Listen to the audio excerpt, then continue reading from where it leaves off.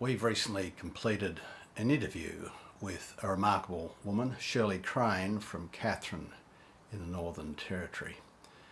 Shirley grew up in far north Queensland among Aboriginal people and has spent quite a bit of her teaching career with Aboriginal people. She's still teaching in a pastoral capacity in Katherine, very young children of Aboriginal descent. She has a great deal to say and many insights, and I recommend each of these videos to you. What we've done is present 4 short videos and then 1 long one. Now the short ones are on aspects of Aboriginal culture, things like humbugging and payback and welcome to country. And as Shirley says, if we can't discuss these things, how can we fix them? And it's very difficult for Aboriginal people to integrate, that is to get a foothold in the modern society, unless they change some of their practices. I recommend these videos from Shirley Crane. Well, there are several aspects of Aboriginal culture that make it very difficult for that closing the gap to happen. The humbugging is something that really has to go.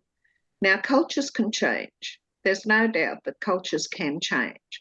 And in one sense, the Indigenous people have to step up and do something about changing that cultural aspect, because until it does change, there really isn't much hope of closing that gap.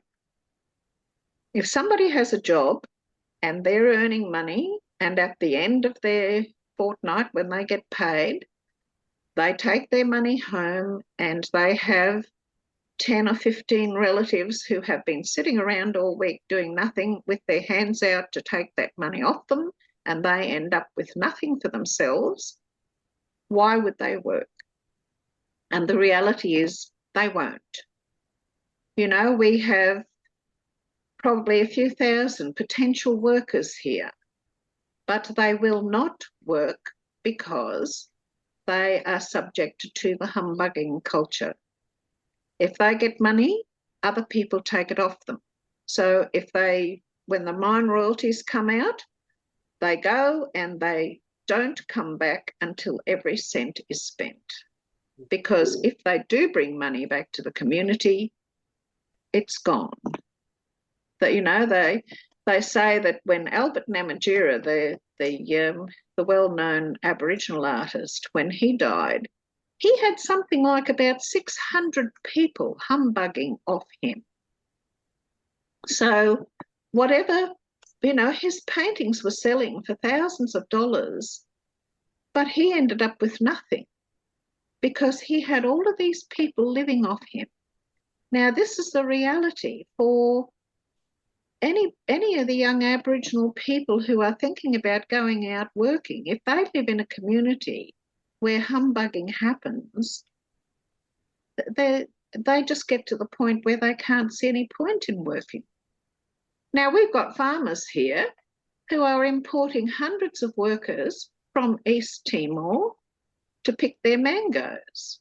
We would have no mangoes in the shop if it wasn't for the people from East Timor and the Solomon Islands, which is where those groups of workers come from.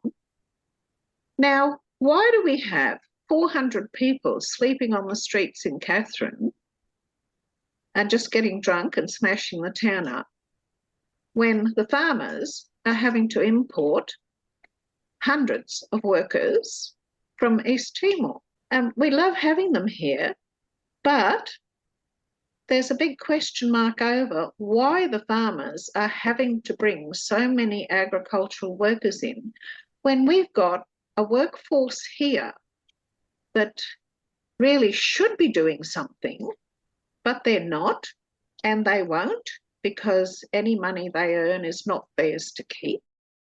If you can't discuss it, how can you fix it?